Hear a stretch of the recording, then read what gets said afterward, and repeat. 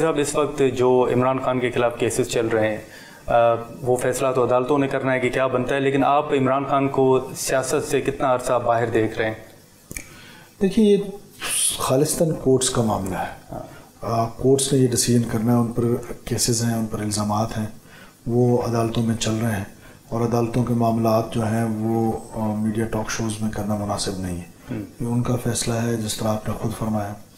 تو یہ عدالتیں فیصلہ کریں گی کہ کون. ہمارا تو دیکھیں نیوٹرل پوزیشن ہے ہمارے لیے تو سب برابر ہے. لیکن سر آپ نے کہا تو تھا کہ وہ عدالتوں کے لاڈلے ہیں.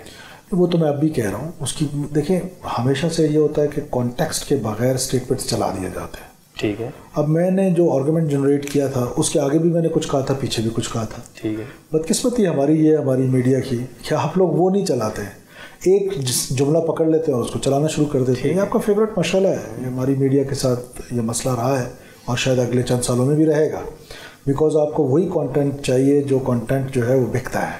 تو سر آپ کا کیا کانٹیکسٹ کیا تھا لاڈلے کے؟ میرا کانٹیکسٹ یہ تھا کہ ایسا پاکستان میں آج تک تاریخ میں نہیں ہوا کہ ایک ملزم جو ہے اس کو گرفتار کیا جائے، پھر ہماری عدلیہ جو ہے وہ اس کا نوٹس لے کے اس کو ایک ریسٹ ہاؤس میں ٹھہرائیں، پھر اس ریسٹ ہاؤس میں ان کے فیملی ممبرس کو بھی ٹھہرا دیں، اور ساتھ ساتھ ان کے جو ویل وشرز ہیں ان کو بھی ٹھہرانے کے لیے تعداد بتایا عدالت کہ آپ نے 15 بندے اس ریسٹ ہاؤس میں ٹھہرانے ہیں. ٹھیک ہے.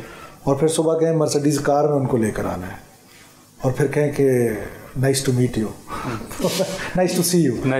تو یہ ساری گڈ ٹو سی یو.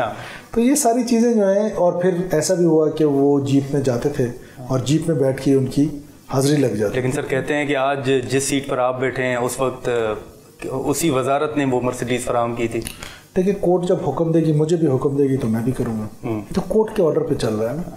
تو کورٹس نے ایسا بھی کیا کہ کسی عام پاکستانی کو یہ نہیں ہو سکتا کہ وہ کسی کورٹ میں جائے بغیر انگوٹھا لگائے اور واپس آ جائے. کورٹ اس کی شکل ضرور دیکھتی ہے. ٹھیک ہے. تو وہ انفارچونیٹلی نہیں ہے. لیکن بھٹی صاحب اس وقت جس ریلیف کی آپ بات کر رہے ہیں، آپ سمجھتے ہیں کہ وہ ماضی کی بات تھی پی ٹی آئی چیئرمین کو جو ریلیف مل رہا تھا، یا آپ کو ابھی بھی لگ رہا ہے کہ ریلیف مل رہا ہے، عدالتوں کے لاڈلے وہ ابھی بھی ہیں؟